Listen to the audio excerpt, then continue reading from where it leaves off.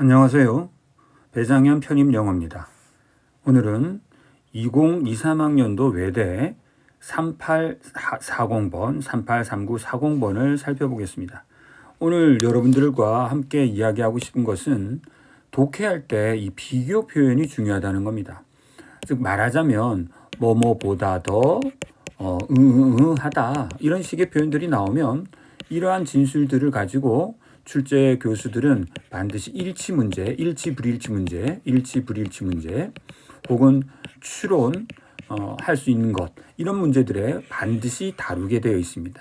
그래서 독해할 때 가장 중요한 3대 표현은 부비양입니다. 부비양, 즉 부정 표현, 아니다 이렇게 할 수 없다 이런 말들.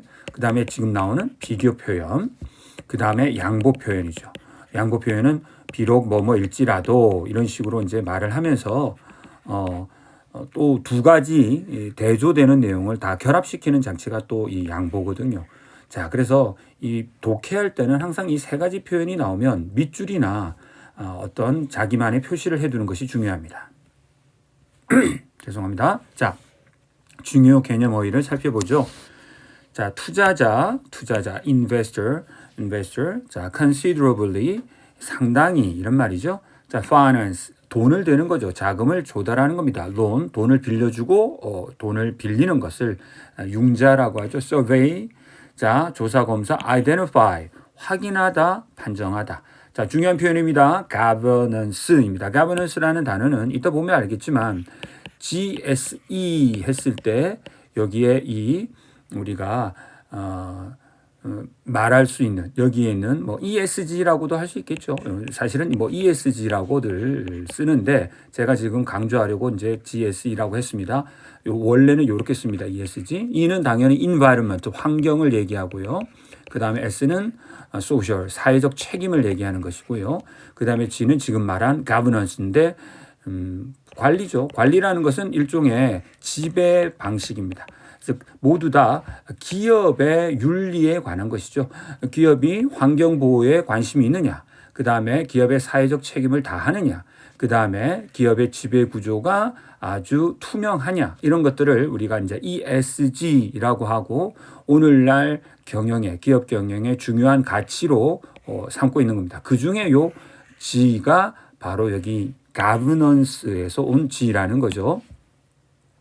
그래서 이 가버넌스는 사실 제일 중요한 게 누가 그것을 운영하느냐입니다. 자, who run it. run은 여기서 달리다가 아니라 운영하다거든요. 그러니까 그것을 운영하는 사람들에 의해 통제되어지는 방식을 말합니다. 원래는 어떤 도시가 통치되는 방식을 말했는데 요즘은 이 기업이 통치되는 방식이 더욱더 중요하게 부각되고 있는 거죠. 자, 누구냐? 이게 중요한 겁니다. 누가 관리하느냐, 그리고 그것을 어떻게 관리하느냐의 문제입니다. 자, emerge입니다. emerge는 명사 형태가 두 가지죠. emergency는 출현, 등장이라는 뜻이고 emergency는 비상, 응급 상황이라는 뜻입니다. 자, 이 미터를 제가 중요하다고 한 것은 우리가 이 3번의 뜻으로만 알고 시험장에 가시면 안 된다는 겁니다. 특히 외대에서는 이 박자라는 뜻으로, 또 음악에서는 박자지만 시에서는 운율이라고 해야겠죠. 혹은 복격이라고도 합니다. 그걸 또 미터라고도 합니다. 물론 계량기를 또 미터라고도 하죠. 그래서 말 그대로 뜻이 여러 가지고 이 네 가지 모두 중요합니다. 모두 중요하니까 암기하셔야 됩니다. 자, 3번만 알아두시면 안 된다는 겁니다. 그것의 형용사입니다. 그래서 그것의 형용사는 이렇게 해석이 될 수 있겠죠. 여기서 나와서. 그런데 사실 이런 뜻도 있고요. 여기다 s를 붙여서 요 2번의 뜻이 확대됩니다. 요 2번이 아까 뭐였어요? 운율이었잖아요. 그래서 운율학, 즉 다다다다다다다다다다다 이렇게 운율을 맞춰서 시를 쓰는 법을 매트릭스라고 합니다. 매트릭스. 자, 이 매트릭스라고 하는 것은 또 아까 요 뜻 계량이라는 뜻에서 나와서 계량적 분석을 보여주는 지표, 계량적 분석을 보여주는 지표라는 뜻도 있습니다. 예문을 보시면 vanity matrix, 이게 뭔지는 모르겠지만 제가 사전에서 그냥 복붙해서 가져온 건데 이 허영심이라고 하는 거니까 어떤 허영심을 보여주는 지표라는 것이겠죠. 이 허영심의 지표를 보고 판단해서는 안 되잖아요. 그러니까 허영심의 지표에 속지 마세요. 그런 예문입니다. 자, 지금 무슨 말씀을 드리고 있죠? 요 미터 미터 요 3번만 있는 것이 아니다. 그리고 그 미터에 형용사 혹은 명사 형태가 메트릭이라는 게 더 있다. 또 하나 더 나아가 매트릭스라는 것도 있다. 자, 마지막입니다. 그것이 발음이 비슷하다고 해서 또 동의어로 생각하면 안 되는 게 요 매트릭스입니다. 자, 전혀 다른 단어입니다. 요 매트릭스는 우리 키아누 리브스가 주연했던 그 영화의 매트릭스는 바로 이런 행렬과 매트릭스의 그림으로 영화가 시작됩니다. 그렇죠? 그것은 어떤 면에서는 이 네트워크라는 뜻이기도 하고요.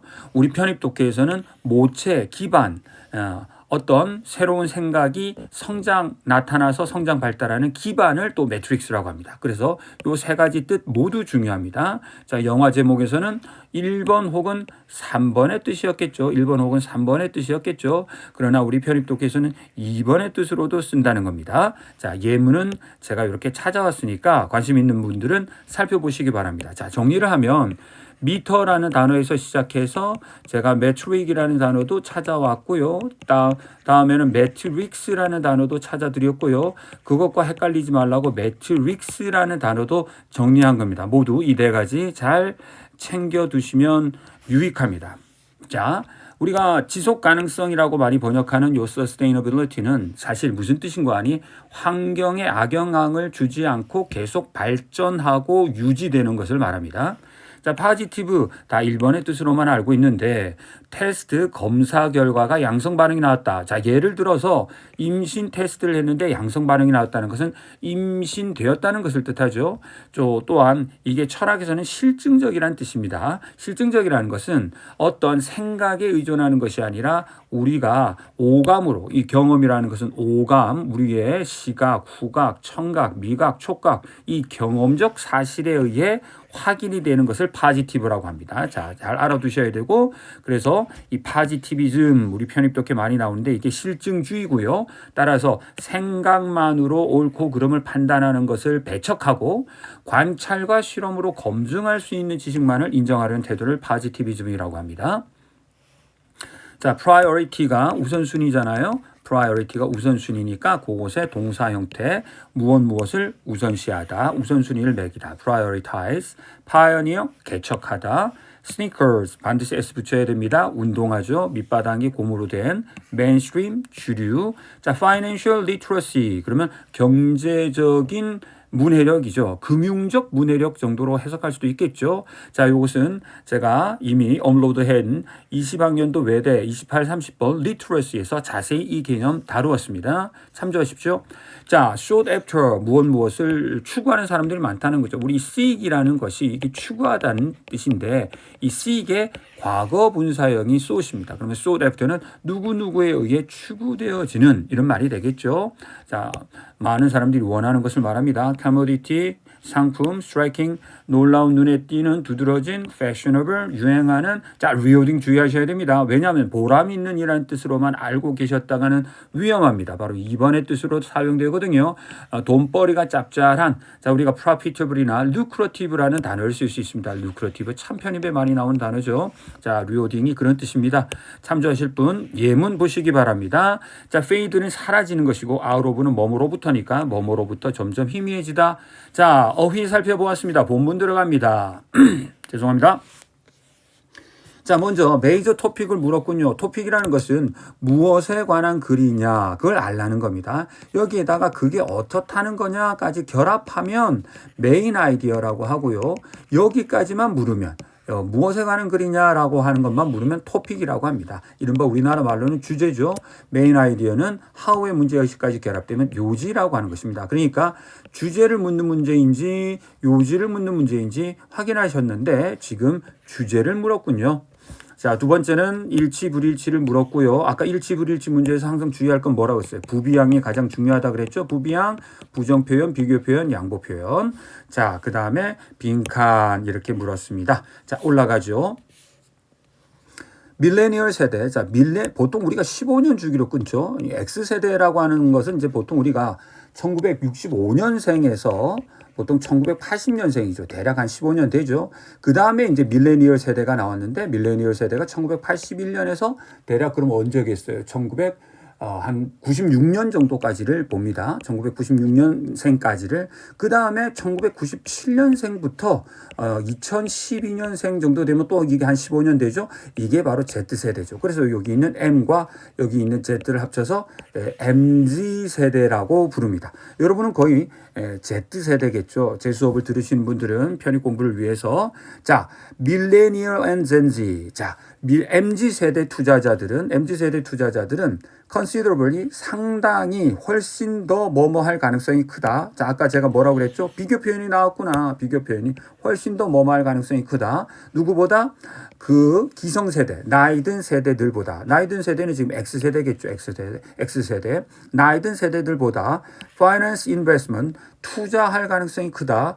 돈을 대출받아 투자한다는 거죠. 그러니까 이익을 위해서라면 돈 대출도 두려워하지 않는 게 MZ세대라는 거죠. 서베이 조사 결과 found 알아내었다. 대디아라는 사실을. 자, Generation Z, Z세대 중에 70%가 그 다음에 밀레니얼 세대의 60%가 어드밋 인정했다. Taking on loan, 투자를 위해서라면 to invest, 투자를 위해서라면 뭐 예를 들어서 주식 투자, 부동산 투자를 위해서라면 대출 받는 것도 괜찮다고 인정했다. 기성세대는 즉 MZ세대가 아닌 요 X세대 이상의 기성세대들은 자, 비교 나왔죠? 덜 테이크아웃 론, 대출을 받는 경향이 있다. 자, X세대의 경우는 8%가. 그 다음에 베이비 부머. 자, 그러면 베이비 부머도 그럼 대략 여기 이전에 15년을 가리켜요. 미국 같은 경우는 우리가 제2차 세계대전을 기준으로 해서 한 1946년부터 1964년 정도 세대를 보통 베이비 부머라고 하고, 우리나라 같은 경우는 한국 같은 경우는 1955년이 기준이 되겠죠. 한국 전쟁이 끝난 다음. 그래서 1955년부터 한 1963년 정도 되는 시기를 우리는 보통 여기 베이비 부머 세대라고 합니다. 전쟁 직후에 많이 아이들이 태어난 그 세대를 말하는 거예요. 어쨌든 이 기성 세대 중에 더 나이 든 세대는 9%가 대출 받을 수 있다. 투자를 위해서 대출 받을 수 있다. 이렇게 얘기했다는 거죠.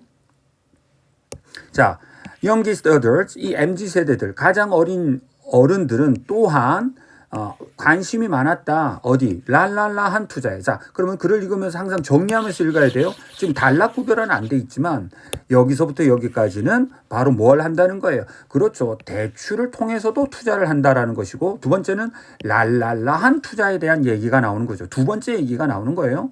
자, 그들의 구매 습관을 통해 이 Z세대들은 뭘 한다? 확인한다. identify 무엇을?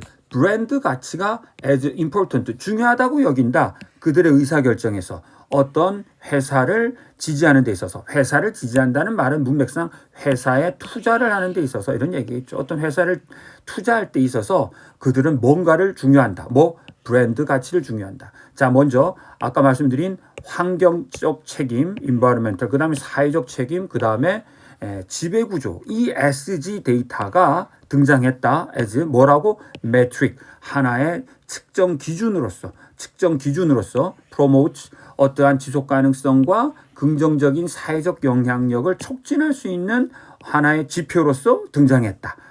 이렇게 되겠네요. 그쯤은 바로 MZ 세대들은 어디에 관심을 가진다는 거예요? ESG에 관심을 가진다. ESG를 대표적으로 한 단어로 쓰면 뭐겠어요?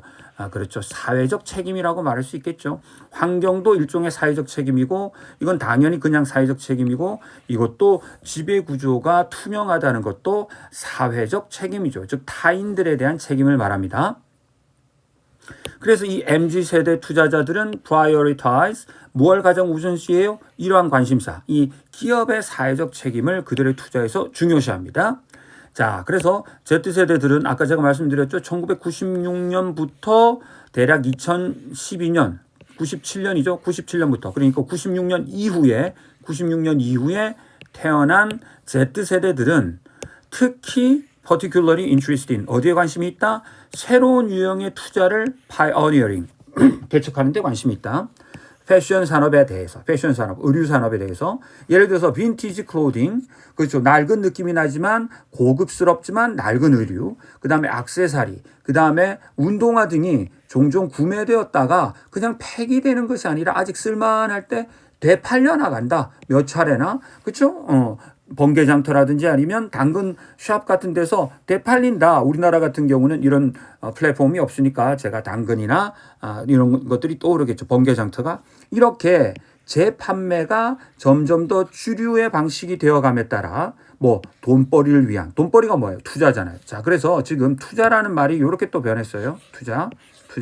투자는 젊은 세대 투자법이 되어감에 따라 이 금융적인 문해력이라고 하는 것이, 즉 어디 가면 돈을 얼마나 할인받고 어디 가면 되팔 수 있고 그래서 이익을 얼마나 받을 수 있는지, 이 금융적 문해력이라는 것이 대단히 그렇죠. 사람들에게 인기 있는 상품이 되어가고 있다. 이렇게 얘기하는 거죠. 자, 그래서 모두 세 가지의 특징이 정리되었습니다. 뭡니까? 바로 여러분과 같은 MZ세대들이 선생님과 같은 이 기성세대들과 투자 방식이 어떤 점이 다르냐. 바로 그렇죠. 대출을 받아서라도 돈을 땡겨서라도 투자하겠다는 성향이 강하고 기업의 사회적 책임에 민감하며 그다음에 이 리셀링, 재판매를 통해서 돈벌이 하는 것에 더욱더 예민하고 민감하고 뛰어나다. 이 세 가지 특징이 나온 거죠. 자, 따라서 이것은 무엇에 관한 겁니까?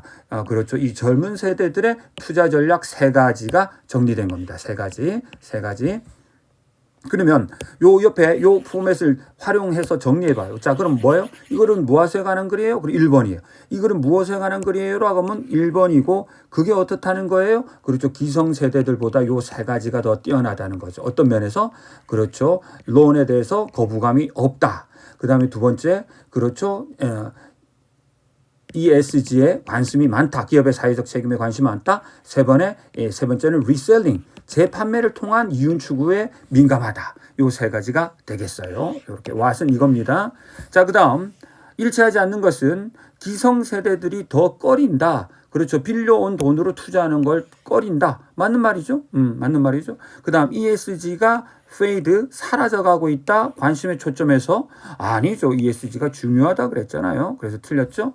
자, 빈칸에 들어갈 말은 뭐겠어요? 아까 이 ESG, 환경에 대한 책임, 사회적 책임, 그 다음에 투명한 기업 지배 구조, 이 모두가 사실은 어떤 사회적 책임을 가리키는 거죠. 우리가 이 독해할 때 소셜이라는 단어를 너무 어렵게 생각하지 않았으면 좋겠어요. 소셜이란 나 아닌 타인들, 그러니까 예를 들어서 자기의 회사뿐만 아니라 회사 밖의 다른 사람들에게 대한 책임과 관심을 다 우리는 소셜이라고 부르면 되겠어요. 자, 그래서 이것은 사회적 책임을 더욱더 신경 쓰고 있다. 이런 얘기를 하고 있습니다. 자, 오늘은 여기까지 하겠습니다.